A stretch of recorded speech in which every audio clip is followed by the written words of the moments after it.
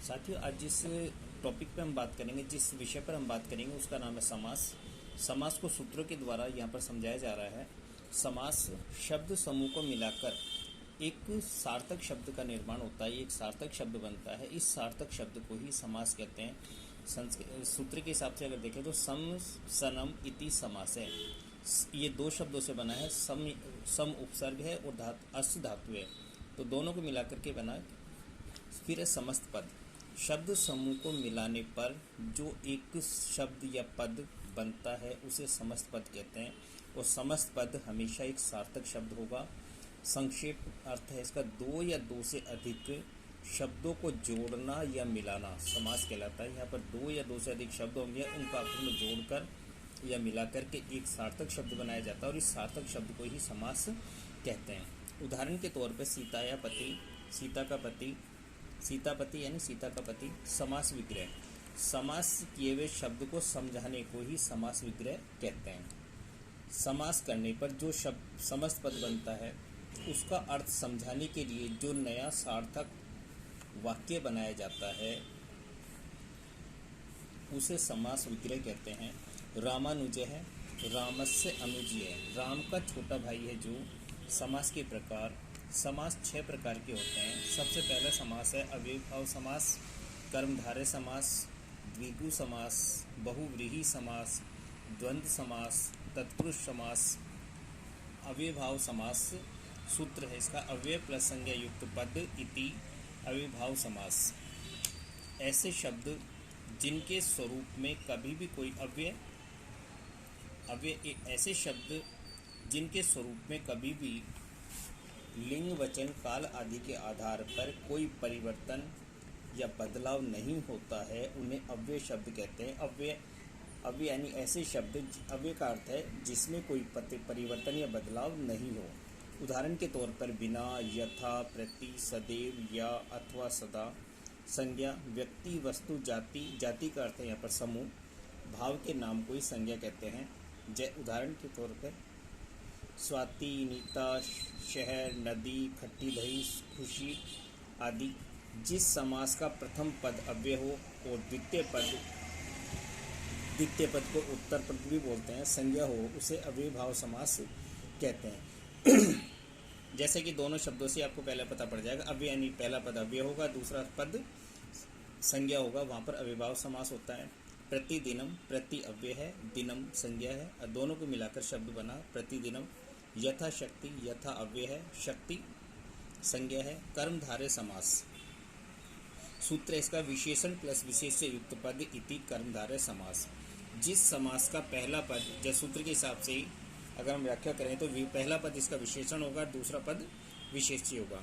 आगे देखिए हम विशेषण संज्ञा तथा सर्वनाम की विशेषता बताने वाले, विशेषता रंग, रूप, गुण आदि के आधार पर विशेषता बताने वाले शब्दों को ही विशेषण कहते हैं। कृष्ण सर्प, यहाँ पर कृष्ण विशेषण हो गया और सर्प विशेष्य हो गया। विशाल विशेषण है और वृक्ष विशेष्य है। मधुरम, मधुर विशेषण है, फलम विशेष्य है। इन शब्दों कृष्ण काला, विशाल बड़ा, मधुर मीठा विशेषण है। अगला शब्द है विशेष्य। विशेषण जिस संज्ञा या सर्वनाम की विशेषता बताता है उसे विशेष्य कहते हैं। उदाहरण चंद्रमुखम, यहाँ पर मुखम विशेष्य है। कटु फलम, फलम विशेष्य है। दीर्घ जीवनम, जीवनम विशेष्य। यहाँ मुखम मुख, फलम फल, जीवनम जीवन विशेष्य है। इसके बाद अगला समास है आपके द्विगु समास। सूत्र संख्या प्लस संज्ञा युक्त पद समूहम इति द्विगु समास। पहला पद संज्ञा होगा, दूसरा पद संज्ञा होगा और एक समूह का निर्माण करते हैं, इसलिए इसको संख्या प्लस संज्ञा युक्त पद समूह इति द्विगु समास।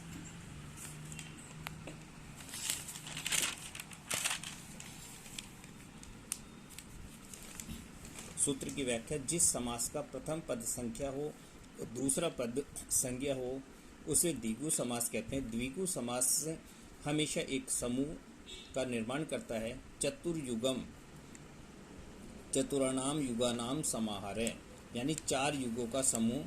त्रिभुवनम, त्रयाणाम भुवनानाहम समाहारय, यानी 3 भवनों का समूह। विशेष समाहार है। समाहार का अर्थ है किए गए शब्द हमेशा एक वचन में ही होते हैं और इसमें द्विवचन और बहुवचन कभी भी नहीं बनते। यानी समाहार जो का अर्थ ये है कि इसमें जो भी शब्द बनेगा उसके रूप हमेशा एक वचन में ही चलेंगे, ये कभी भी द्विवचन या बहुवचन नहीं होते हैं। उदाहरण के तौर पर सप्त दिनानाम समाहार है, सप्त दिनम 7 दिनों का समूह। पंचभुजानाम समाहार है, पंच संख्या हो गई, भुजा संज्ञा हो गई, दोनों को मिलाकर एक समूह का निर्माण हुआ, अर्थ बना अपने पंचभुजम पंचभुज।